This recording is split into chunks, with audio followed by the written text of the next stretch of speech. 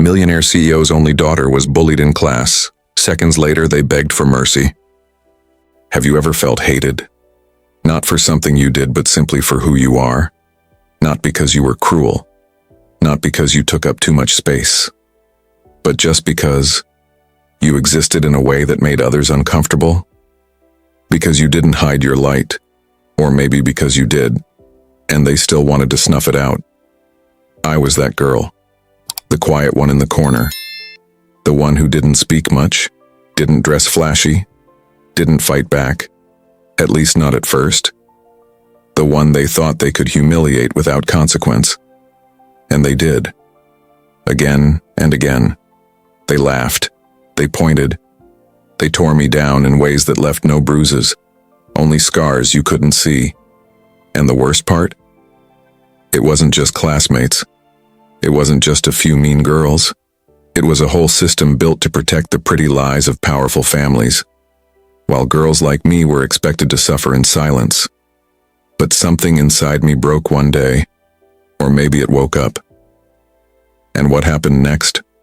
Let's just say, when people build their reputation on cruelty, it only takes a little truth to bring it all crashing down. This isn't just a story about bullying. It's about how pain becomes power. It's about how a lonely girl, the daughter of a man the world thought had everything, exposed the kind of secrets that leave even the most privileged begging for mercy. And I want you to feel every moment, because it's real, because it matters, because someone you know is probably going through this right now, and maybe that someone is you. So before I take you into the heart of what really happened, I just want to ask you, drop a comment below and let me know where in the world you're watching from, because this kind of pain, it's everywhere. If you care about truth, about justice, about standing up for those who get stepped on, subscribe to Core Voices right now, and tell me in the comments, type 1 if this is the kind of story you feel in your chest, or 0 if not, so I can make better ones for you. This is the story of how I was bullied for simply existing, and how I turned that shame into strength. My name is Ava Morgan. I'm just a girl who happens to be the only child of Julian Morgan, the CEO of Morgan Tech, one of the biggest tech companies in the country. But if you think that made high school easier for me, you're wrong. See, growing up I learned to keep quiet about who my father was, because whenever people found out, they either wanted something or hated me for it. And this school, Silver Heights Academy, was no exception. I was 17, introverted. I loved books, old movies, and sketching in silence. I didn't dress in Gucci or carry designer bags. I just wanted peace. But peace doesn't exist in a place where envy feeds the powerful. Silver Heights was beautiful on the outside.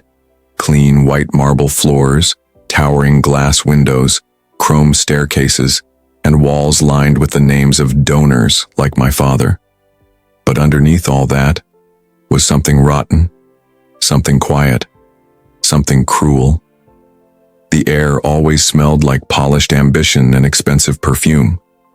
Laughter echoed in the halls, but it was the kind that never reached the eyes. You could feel it, that cold judgment creeping across your skin like static electricity every time you walked past the wrong group. And me? I wasn't loud enough. I wasn't mean enough. I wasn't fake enough to belong. My daily life was a pattern. I kept my head down, took the long way to class, ate lunch in the library. I didn't bother anyone, but that didn't stop them from bothering me. They didn't shove me or hit me. No, they were smarter than that. They used whispers, sneers, exclusion. They made sure there was never an empty seat at the table. That my name was always the punchline to a joke I never got to hear. That even when I tried to smile, I felt like a ghost walking through a building full of people who only saw my shadow. You ever been surrounded by people but still felt completely alone? That was me. Every day. And it hurt. Not because I needed their approval, but because it reminded me of how much I missed my mother. She died when I was 10. Ovarian cancer. Quick, quiet, cruel. After she passed, my dad buried himself in work. He didn't mean to neglect me. But the company grew and I shrank. He provided everything, except presence. So I learned to be invisible, learned to make my own breakfast, learned to wait outside piano practice by myself, learned that sometimes silence was safer than speaking up. And maybe that's why they thought I wouldn't fight back. Maybe that's why they thought I wouldn't notice the little games they played, like the time they accidentally spilled soda on my sketchbook, or when they swapped my locker combination so I stood outside for 20 minutes crying, thinking I'd gone crazy. But the thing that cut the deepest was how they smiled afterward, as if what they did wasn't cruel, but deserved. Because in their eyes I wasn't Ava, the quiet girl who liked to draw. I was Ava Morgan, daughter of a billionaire, untouchable, spoiled, out of place, and that gave them permission to treat me like I didn't belong. But they didn't know me. Not really. They didn't know what I had survived. They didn't know that I cried myself to sleep more nights than I could count, that I once stood in my walk-in closet, surrounded by designer clothes I never asked for, feeling like I didn't exist to anyone. They didn't know I wrote letters to my mother in the back of my journals just to feel like someone could hear me. They didn't know that silence was my armor. Because if I ever spoke, if I ever let everything out, I don't think they would have been ready for it. And neither was I. Not yet. But that would change. Because the truth always comes back around, and when it does, it doesn't knock, it erupts. They laughed. But I froze. Not from fear, from shame, from anger, from that familiar sting I thought I'd buried years ago. My sketchbook. That wasn't just paper. That was me. That was the only place I could breathe. My thoughts, my grief, my mother's face, my nightmares, all poured out in ink, in charcoal, in broken little pencil lines that held me together when life pulled me apart. And now, it was in her hands. Marissa's cruel hands. She waved it in the air like it was nothing. Like I was nothing. And everyone laughed. Laughed like I was some charity case trying to play artist. They couldn't see the hands I drew. The ones I remembered holding mine when I was a little girl. Couldn't feel the tears I'd smudged into the paper late at night when the house was too quiet, and I just wanted my mother to come back. They didn't see the drawings of the housekeeper's son, David, who always brought me a flower from the garden because he said sad girls deserved color. They didn't know those poor people in my drawings were real folks, folks who cleaned our floors, cooked our food, held me when I cried and my father couldn't hear me from the 3rd floor. But none of that mattered to them. All they saw was the name, Morgan. And to them, that meant I couldn't feel pain, couldn't feel loneliness, couldn't bleed. So when she held up a sketch of Miss Rosa, the woman who practically raised me, and called it poverty porn, I felt something in me snap. But I didn't yell, didn't cry, didn't beg. I just got up, took slow steps toward her, my legs trembling, heart hammering, vision blurry with something hot and heavy. The class went quiet, not out of respect, but curiosity, like they were watching an exhibit come to life. And when I reached her desk, she smirked. That cruel, practiced smirk of someone who'd never been told no. I reached for my sketchbook, gentle, like I was touching glass, and she yanked it back. And in that moment, I saw her face change. Because something shifted in mine. I didn't shout, didn't threaten, but I looked at her. And I saw her. Not the lashes, not the hair, not the mask she wore for her audience. I saw the fear behind her eyes, the kind that only shows when someone realizes they went too far. And she dropped the sketchbook. It hit the ground like a thud in my chest. I picked it up with shaking hands, turned, and walked out of that room. No hall pass, no destination, just out. I didn't stop until I reached the girls' restroom down the east wing, the one no one used because it smelled like old pipes and disinfectant. I locked the stall and slid to the floor, and that's when the tears came. Not soft ones, Not the cinematic kind that roll down your cheek and make you look graceful. No, these were ugly, gasping sobs. The kind that feel like you're choking on everything you never said. I hated myself for crying, but I couldn't stop. I pressed my forehead against the cold metal of the stall door, and all I could think was, why me? Why when I kept my head down? When I didn't bother anyone? Why was I always the target? Then came the sound, a soft vibration. I looked down. My phone, 1 notification, then 2, then 10, then 20. I unlocked it, and my stomach dropped. They'd filmed it. The whole thing. Marissa waving my sketchbook. Her flipping through my private drawings. The class laughing. But worse than that, they'd posted it. The caption read, "When the millionaire baby wants to be Van Gogh." It already had hundreds of likes, dozens of comments. And they weren't just mocking my art. They were mocking me, calling me rich girl cosplay, saying I was just another privileged brat pretending to be deep. My breath caught in my chest. My face felt like it was on fire. I wanted to disappear. I wanted to crawl out of my skin, out of this school, out of this life. Because for the first time, I realized something. They didn't just dislike me. They enjoyed breaking me. And somehow, that hurt more than anything else. I stayed in that bathroom until the final bell rang. And when I walked home that day, yes, I walked, I didn't feel rich. I didn't feel powerful. I felt small. So small I thought the wind could knock me over.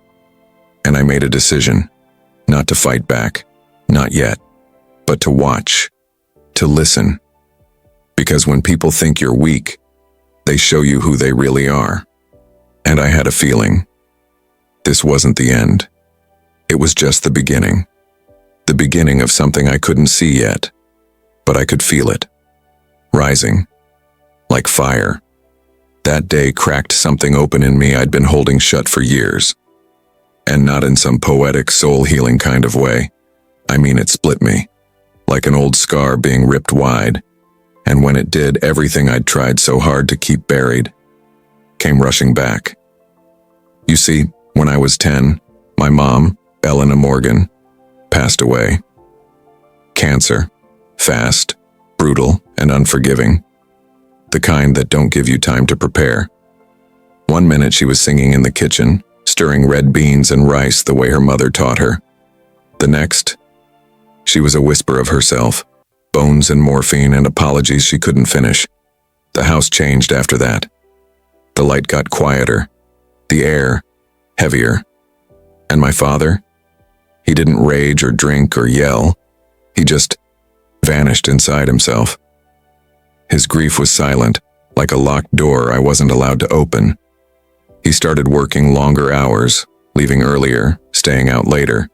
He kept his sorrow neat, tucked beneath ironed suits and conference calls. Grief looked different on him, professional, polished, cold. He wasn't cruel, he just wasn't there. And that's how I learned to disappear. I learned to cry with my back to the wall so the sound wouldn't echo.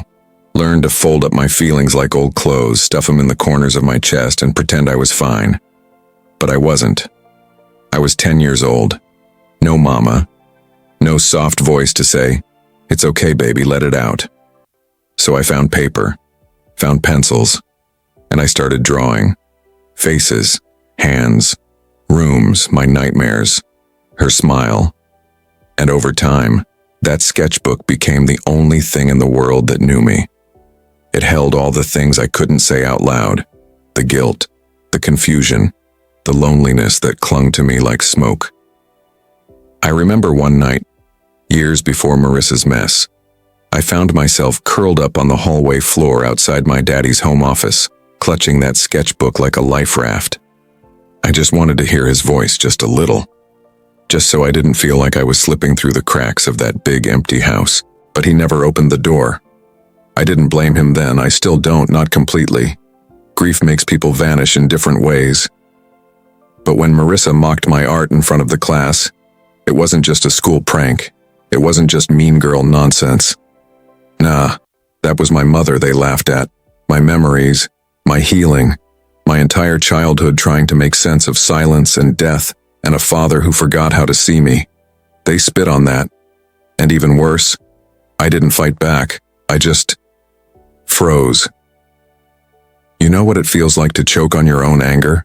Like your voice is buried under wet cement, and all you can do is smile so they don't see you breaking? I carried that feeling from the hallway to the bus stop, from the bus stop to my room, from my room to the shower where I let the hot water scald my skin, trying to burn the shame off. I didn't even eat that night. I just sat in bed, flipping through my sketchbook, staring at pages that used to feel like home, and now looked like evidence, like proof that I was soft, that I let them win. But the real twist, it wasn't over. Because the next morning, the story changed. I became the villain. School admin pulled me out of homeroom, took me into the office, sat me down with this tight-faced guidance counselor I barely knew, and she said they had concerns, said I threatened Marissa, that I had created an unsafe environment. Turns out Marissa's parents had sent the school a legal notice, saying I'd intimidated their daughter after class, claimed I followed her into the hallway and said things that made her fear for her safety, which never happened, never even close. But none of that mattered, because I was Julian Morgan's daughter, and that meant headlines, that meant liability, that meant politics. So they called my father, and for the first time in months, he showed up. He stood in that stuffy little office in his tailored suit with his tie still stiff from some investor brunch, and listened while they laid it all out like I was a ticking bomb. And me? I sat there numb, hands in my lap, words stuck in my throat. I wanted to scream, she lied. I wanted to say, that sketchbook is the only thing keeping me together. But I didn't, because deep down I could feel it, that old silence settling between me and him again, that same cold distance from the funeral, from the nights he didn't tuck me in, from every birthday he missed because the board needed him. He didn't ask what happened.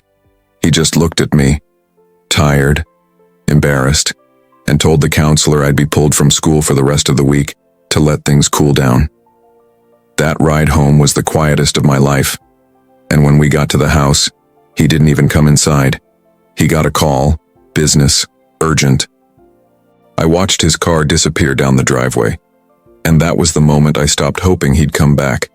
That was the moment I realized I was truly, deeply alone. I went up to my room, closed the door, and sat on the floor, sketchbook in my lap, untouched. And I stared out the window at the city I was supposed to inherit. The legacy, the name, the empire. And all I could think was, what's the point of having everything if you don't even have someone who believes you? Marissa wasn't just a bully. He was a whole system disguised as a single boy. He was what happens when power meets privilege and never learns compassion. When somebody grows up being told they're the sun and starts believing the rest of us were made just to orbit around him. On paper, he was perfect. Captain of the debate team, top of the class, clean sneakers, polished smile. The kind of smile that looked trustworthy to grown folks, the kind that made teachers chuckle and say things like, "That boy's going places." But that smile was a lie. Behind it lived someone who fed off control, someone who could slice you to pieces without ever raising his voice. And me? I was just the latest body tossed on the pile of whoever didn't bow fast enough. It started subtle, little things. He'd walk past my desk and knock my pencil to the floor, just hard enough to make a sound, but soft enough to play dumb if a teacher looked over. Or he'd wait till I walked into the lunchroom and suddenly the whole table would go silent. Then the laughter would come, that low, sharp kind that cuts before you even know what hit you. I tried to ignore it, tried to shrink myself like if I made myself small enough maybe he'd lose interest. Maybe he'd find someone else to chew up and spit out. But that's the thing about people like Marissa. They don't look for targets, they make them. He saw that I was quiet, that I didn't dress flashy, that I had a sketchbook instead of a Snapchat. And that was enough. Enough to decide I didn't belong. Enough to decide I was weak. But what he didn't know was this. I wasn't quiet because I was scared. I was quiet because silence was the only place that felt like home. My drawings. They were my prayers. My sketchbook. That was my mother's voice, my therapy, my tether to the only woman who ever saw all of me. And the day he snatched it? That was the day everything changed. He didn't even look at me when he grabbed it. Like I wasn't even human. Like I was background noise. I can still hear the sound of the paper flipping, that careless rustle that felt louder than a scream. I can still see the way his lip curled when he held up one of the portraits, the one I drew of my mom holding me at age 3, our foreheads touching, eyes closed. He held it like it was trash. And the room, it laughed with him. Not all of them, but enough. Enough to make me feel like the floor wasn't just under me. It had swallowed me whole. And he didn't stop there. He started spreading rumors, fast ones, mean ones soaked in poison and polished with fake concern. Told people I traced all my art off Pinterest. Told folks I was unstable, weird, obsessed with him. That I had mommy issues and didn't know how to act normal. The whispers grew legs. They crawled into classrooms, leaked into locker rooms, followed me down the halls. I'd sit in history class and feel their stares burning holes in my skin. I'd walk home and see my own sketches reposted with captions like, "Guess the orphan's acting out again." And you know what hurt the most? It wasn't just him. It was who didn't say anything. The girl who used to sit next to me in chemistry, share gum, and ask about my drawings. Now she looked through me like I was a ghost. The art teacher who once told me my work had soul. Now she just handed back my assignments without a word, like I'd gone from favorite student to forgotten one overnight. It made me question myself. Am I crazy? Did I do something? Is it me? But deep down, I knew the truth. I was being erased, slowly, systematically, not just by Marissa, but by the silence that wrapped around him like armor, by the adults who looked the other way, by the classmates too scared to speak up, by a school that protected status more than students. I started feeling like I was grieving all over again. Except this time, it wasn't just my mother I was losing. It was myself. I stopped drawing, stopped smiling, stopped speaking unless spoken to. I'd walk into school with my head down, backpack clutched tight, praying nobody saw me, but praying someone did. Just one person. Just one soul to remind me I still mattered. But no one came, so I built a wall. Stone by stone, I shut everyone out. Wore my pain like armor. Told myself I didn't need anybody. That I was fine. That if they couldn't see my worth, I'd carry it alone. But the truth? I was tired. Not just tired of him. Tired of pretending I wasn't drowning. Tired of acting like I didn't miss my mom every second of every day. Tired of being the strong black girl everyone expected to handle her own pain. Quietly, gracefully, invisibly. Because strong don't mean unbreakable. And I was breaking. I went home one night, sat on the edge of my bed and stared at my sketchbook. The one I'd taped back together. The one he ripped. The one with pieces of me smeared in pencil and smudged tears. And I realized something. He hadn't destroyed me. He'd revealed me. Showed me just how deep my fire ran. Showed me that silence could be powerful. But silence without boundaries could also be a prison. And I was done being polite in a place that let people like him reign unchecked. Because I wasn't just a CEO's daughter. I wasn't just the girl with a dead mama and a shaky smile. I was a storyteller. And I was about to tell my story, on my terms, with truth as my weapon. And every stroke of my pencil as a battle cry. Because people like Marissa, they rule by fear. But I was born in fire, and now, I was ready to burn the whole lie down. That night, I cried. Not the kind of cry that just falls out your eyes and dries up on your pillow. No, I mean the kind that empties your soul. The kind that makes your chest tighten till it feels like breathing itself is betrayal. The kind where every tear carries a memory you wish you could forget. I cried because I felt invisible, powerless, like I was screaming underwater and nobody could hear me. But underneath that pain, something started to shift. It wasn't loud. It wasn't sudden. It was like the slow burn of a fuse you didn't realize had been lit. It started as a whisper in the back of my mind, the echo of something my daddy once told me when I was small, and asking why people always underestimated me. He looked me dead in the eye and said, "They gon' try to play you like you stupid, until you show 'em how sharp your silence really is." That's when it hit me. I couldn't outmuscle Marissa. I couldn't outcharm him either. But I didn't need to. Because what I had, what my mama gave me, what life carved into me, was clarity. And clarity is dangerous. 'Cause when you start seeing people for who they really are, their whole illusion begins to crumble. So I stopped waiting for someone to save me, and I started watching. Marissa liked attention, but he was sloppy with his power. He moved like nobody was ever going to challenge him. And that was his weakness. I started noticing patterns. He always left class 5 minutes early, always said it was pre-approved by the principal. But when I checked the school policy online, there was no such thing. Then I noticed how he never showed up on test days, yet somehow kept topping every class. I heard whispers in the hallways, the kind people thought were harmless, like how his grades miraculously improved after his family donated a new science lab. But it wasn't just rumors anymore. It became data. I kept a notebook. Every whisper, every timestamp, every coincidence that started looking more like a cover-up. I didn't know what I was building, not exactly, but I knew I was building something real. One afternoon, I was in the library, far corner, third row, where nobody but the forgotten books lived. That's when I heard it. Britt, one of Marissa's lapdogs, giggling to her friend behind the stacks. I didn't even move. I just listened.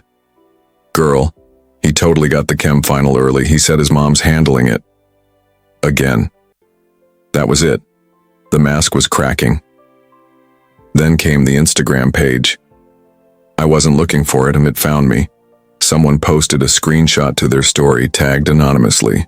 It was called All Your Truth High Confessions. Just a black screen and white text posts. But the messages, they were fire. Still can't believe how M got away with calling that freshman a rat in front of the whole gym. Nobody talks about how certain kids get second, third, fourth chances if their family writes checks. I saw him rip her sketchbook in half. Everyone saw. Nobody did anything.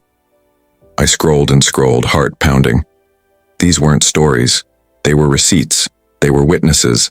Silent ones, sure, hiding behind usernames. But every line felt like a thread in a web I was starting to see clearly now. And then, the printer. I wasn't even supposed to be in the admin building that day. I'd volunteered to drop off flyers for an art fundraiser, and there it was. The faint hum of a printer still spitting out paper long after the secretary had stepped out for lunch. I don't know what pulled me toward it. Curiosity, instinct, God. But when I picked up those papers, my hands shook. Emails, dozens of them. Between Marissa's mom and school board members. Long threads, some with red flags so bright they burned into my brain. One message read, "If you expect the Harper Foundation to continue funding the new athletics wing, I suggest you reconsider the disciplinary action." Another, "We agreed no formal record would be kept." That was the arrangement. And the worst of all, a thread about a suspended student, a black girl. She got caught standing up to Marissa in the cafeteria 2 years ago. She got labeled aggressive and transferred to a different school. Meanwhile, he stayed, unbothered, celebrated, protected. Right then, something inside me snapped into place. I wasn't dealing with a mean kid.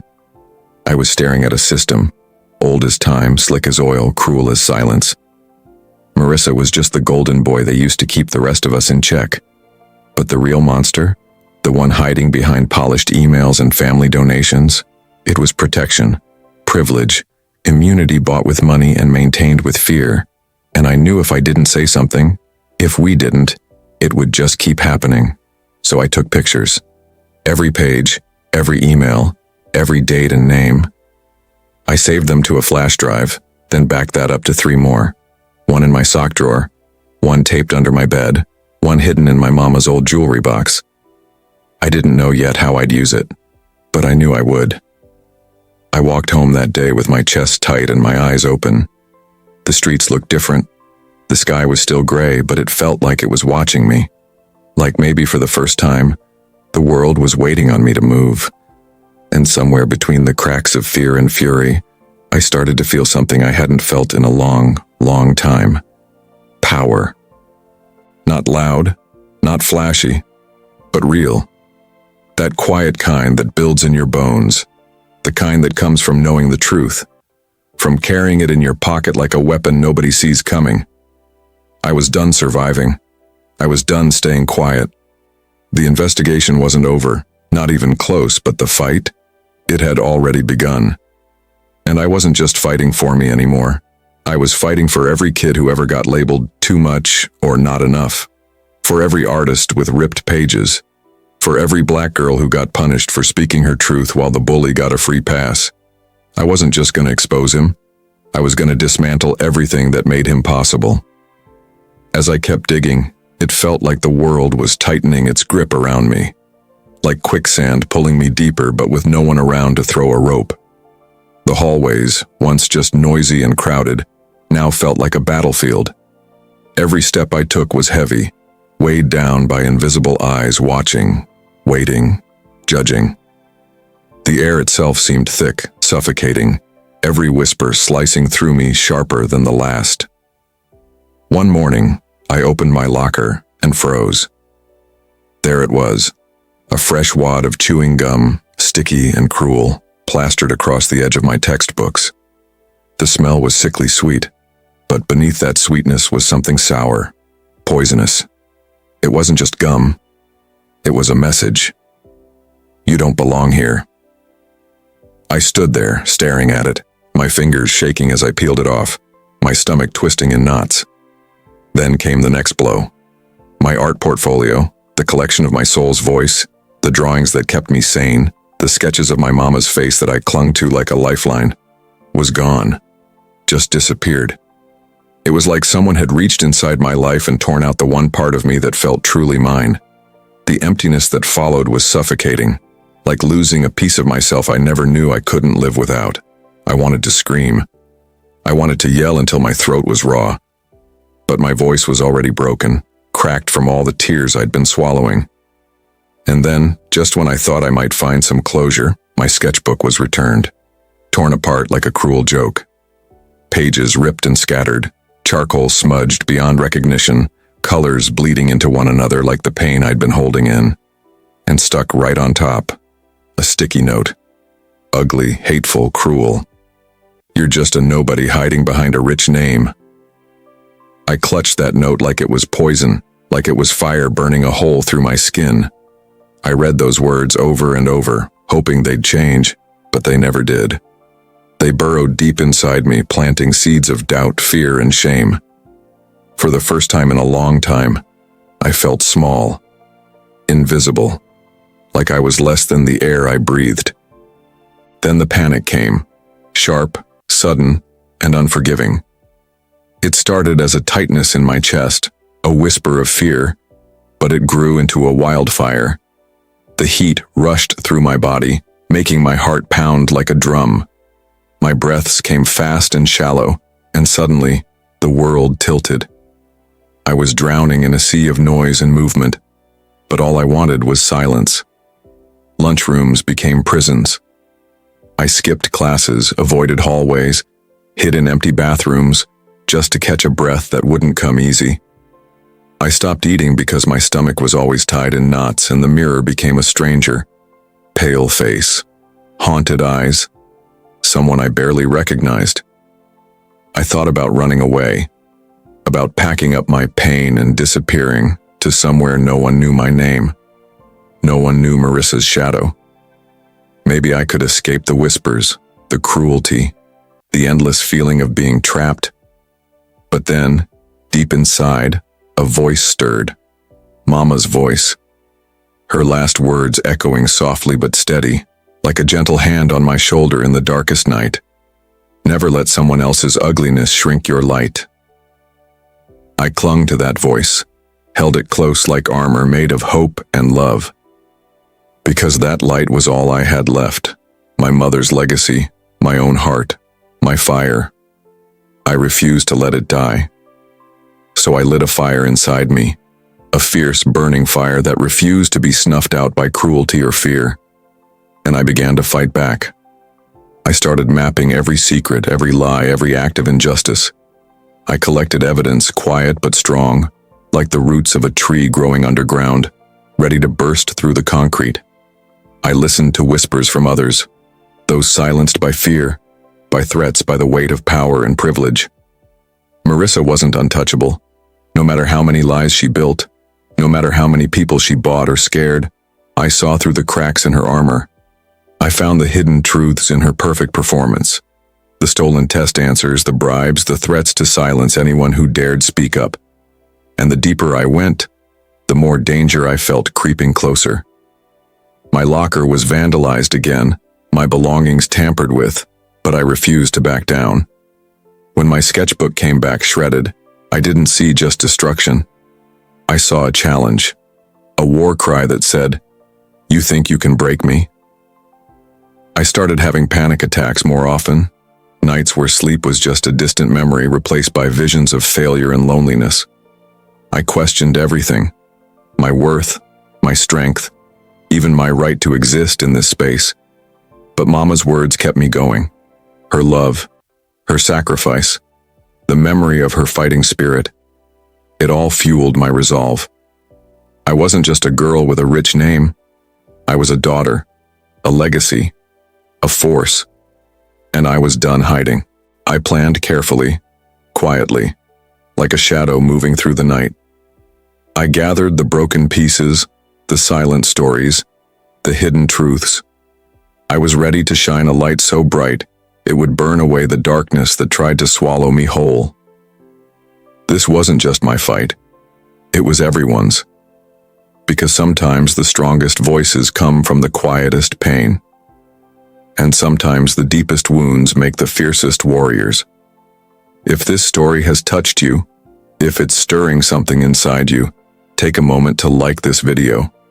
And if you haven't already, subscribe to Core Voices, where we share powerful, raw stories like this every single week. I stepped onto the stage, heart pounding like a drum in my chest, each beat louder than the last, echoing in my ears like a war cry. The lights hit my face like a spotlight that could either burn me or reveal me. I felt every eye in the auditorium, every whisper of anticipation, every flicker of expectation. And for the first time in a long time, I wasn't shrinking. I was standing tall, carrying the weight of years I'd kept buried deep inside, ready to set it free. The room smelled like polished wood and nervous energy. I could hear the faint hum of cameras clicking, the rustle of programs, the quiet chatter of families proud and expectant. The stage was cold beneath my feet, the microphone smooth and heavy in my hand. I took a slow breath, feeling the cold air fill my lungs, steadying myself. This wasn't just about me. This was about every quiet voice silenced by fear, every broken soul beaten down by power and privilege. 2 weeks of planning, of sleepless nights, of gathering pieces of a puzzle nobody else dared to see. The anonymous digital archive was already en route, emails streaming into inboxes of board members, teachers, parents, proof they couldn't ignore. Screenshots showing Marissa's mother's threats. Voice recordings where promises of silence were exchanged like currency. Confessions of bullying so raw and real they shook me from the inside out. All the ugly truths, hidden behind polished smiles and expensive clothes. I thought about the first time I realized Marissa's perfection was a lie. The way she twisted words, manipulated people, and crushed anyone who dared to stand in her way. I remembered the tears in the library, the fear in the hallways, the ache in my chest that felt like it would never heal. But standing there now, I felt a different kind of fire. The fire of justice, of truth, of finally breaking free. I looked out at the crowd, parents with their proud faces, the principal's polished smile, the board members nodding politely. I knew some of them were already reading those emails, feeling the sting of betrayal, the shock of their own complacency. I wondered if they could see me clearly now, not just as the CEO's daughter or some quiet girl in the background, but as someone real, someone strong, someone unbreakable. My voice was steady as I began my speech, words flowing from a place deep inside me, raw and unfiltered. I spoke of dreams, of struggles, of the invisible battles fought every day in halls like these. I spoke of courage, not just mine, but the courage of everyone who had ever been pushed down, silenced, overlooked. And then, slowly, carefully, I unveiled the truth.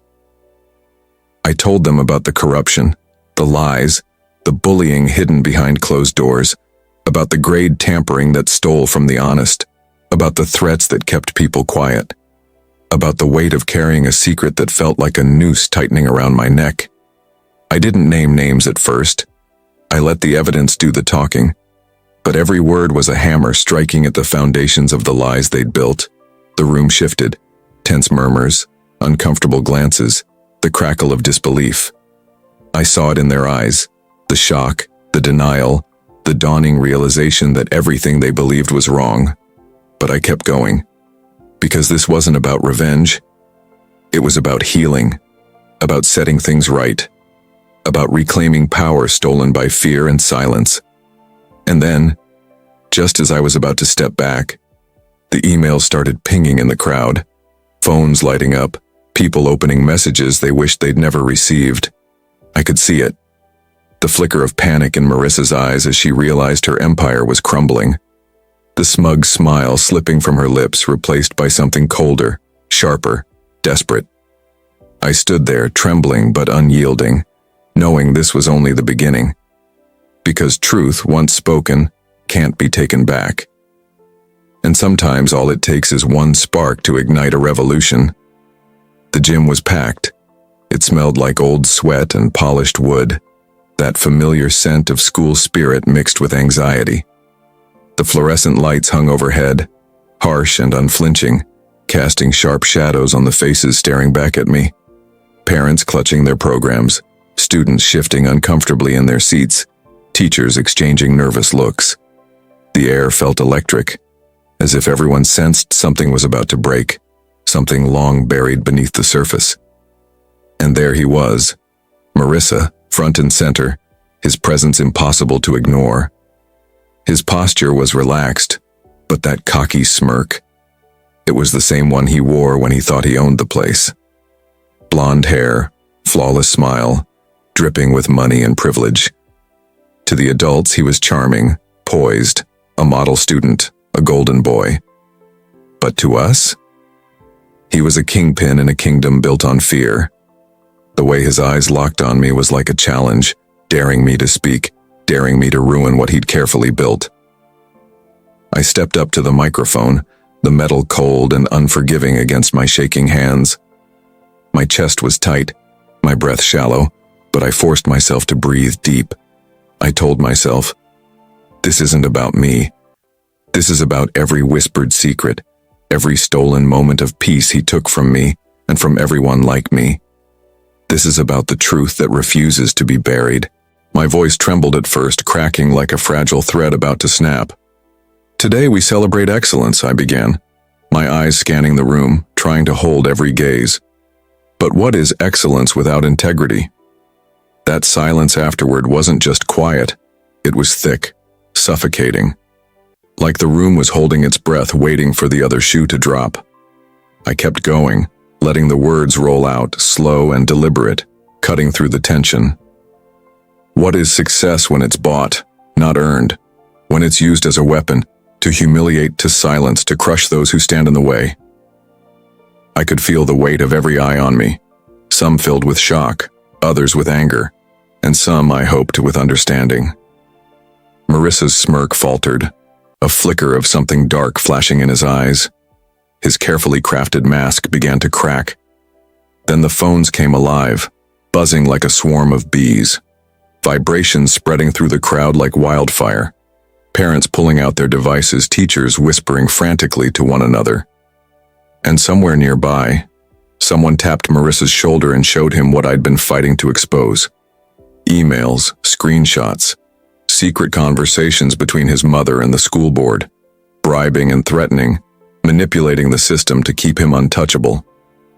I saw the smile vanish from his face, replaced by something raw and ugly, desperation. And then his voice rang out, loud and angry. "You think you're better than me?" His words were venomous, sharp enough to cut through the silence that had fallen like a shroud. But before things could spiral, the principal stepped forward, voice steady and unwavering. "Marissa Caldwell, please step outside." He didn't just refuse. He stormed out, fists clenched, rage boiling over like a storm breaking loose. And then, the applause. It started small, tentative, like the first drops of rain after a drought. But soon it swelled into a roar, a release of years of bottled-up pain, frustration, and fear. That gym, once a place of silence and hiding, became a sanctuary of truth and reckoning. The sound shook the walls. It filled my ears and my chest with something I hadn't felt in a long time. Power. But even as the applause echoed, I felt a tremor of fear beneath it all. This was just the start. The truth was out, yes, but the road ahead was still long and steep. There were still battles to fight, wounds to heal, and voices to raise. I could feel the weight of eyes on me, some hopeful, some suspicious, some ready to strike back. I remembered my mother's words, whispered to me late at night when the world felt heavy and cold. Never let someone else's ugliness shrink your light. I held those words close, like armor, like a promise I made to myself. Because this story, my story, is about more than one battle won. It's about survival, about standing up when the world tries to knock you down, about finding strength in the cracks, light in the darkness, and voice when silence feels like the only option. As I stepped down from the stage, heart still pounding, I knew this wasn't just my victory. It belonged to everyone who had been pushed down, ignored, or broken. And maybe, just maybe, it was the beginning of something bigger than me. The fight for truth. The fight for justice. The fight for a world where no one has to hide behind fear anymore. The silence after that night wasn't just the absence of sound. It was heavy, thick, like the entire gym had been holding its breath and now finally let it out in one slow, shaky exhale. You could feel it in the air, the way it trembled with all the things left unsaid for so long. Marissa's furious exit tore through the room like a storm, leaving behind this strange, raw emptiness. No one knew exactly what to do, how to fill that space where her lies had once lived so comfortably. But the truth had settled in, quietly but powerfully, like a seed planted deep in dark soil, waiting to break through the surface. In the days that followed, everything felt different, sharper, colder, but clearer too. Marissa's suspension was announced officially, and suddenly the walls she had hidden behind began to crumble. Her family called the school, threatened the board, tried to pull strings, but this time the evidence was too public, too undeniable. No amount of money, no amount of influence could wash away what had been exposed. The emails, the bribes, the threats, all of it was out there, shining a harsh light on a darkness no one wanted to see but everyone needed to face. What hit me hardest, though, was what came next. Other students, once silenced by fear or shame, started to speak. At first, just a few whispered confessions, stories about their own battles with bullying, with being pushed down and ignored. But those whispers grew. More voices joined in. It was like we were breaking a curse, lifting a weight that had pressed us into the floor for years. Each new story was a crack in the foundation of silence that had allowed cruelty to thrive. And the school took a stand. They launched an anti-bullying program, naming it after my mom, the Elena Project. Hearing her name spoken like that, tied to something real and healing, it was like a balm for all the wounds I didn't even know I carried. That project wasn't just about rules or punishments. It was about creating a space where no one else would feel as invisible and helpless as I once did. It was a promise that the next generation wouldn't have to endure what I did, alone and unheard. And then there was me. Me, who once thought my dreams were slipping through my fingers like sand, who felt like a shadow in a house full of bright lights. I got a scholarship to an arts university. Not just any scholarship, but one that recognized the fire I'd kept burning even when the world tried to douse it. That moment, holding the letter in my hands, it felt like my whole life was opening up, like every tear, every night spent awake in fear, had led me to this doorway. But honestly, the real victory wasn't in the scholarship or even in Marissa's punishment. The real victory was inside me. The day a quiet girl who once hid behind her sketchbook finally found her voice. The day I stopped shrinking, stopped trying to disappear to avoid the ugliness of the world around me. The day I stood up, not just for myself, but for every other kid who felt small, overlooked, or broken. Now, when I see someone getting bullied, when I hear the sting of harsh words or the silence of bystanders, I don't look away. I remember how it felt to be trapped under a weight so heavy I thought I'd never breathe freely again. I remember the pain, the fear, but also the strength it took to fight back. Because I learned something important. Silence protects the cruel. But courage? Courage breaks chains. Courage changes the story. And this story, it's not just mine. It belongs to every person who's ever felt powerless or unheard. It's for anyone who's ever doubted if their voice mattered. It does. It matters so much more than you can imagine. Thank you for hearing me out. If this story touched something inside you, don't just scroll past. Hit that subscribe button on Core Voices. It means the world to me and to every voice that still needs to be heard. Like this video, drop a comment and tell me how it made you feel. And share it with someone who might need this story today. Because stories like these, they don't just change hearts, they save lives. They remind us that we are never truly alone. And together, through our courage and our voices, we rise. Always.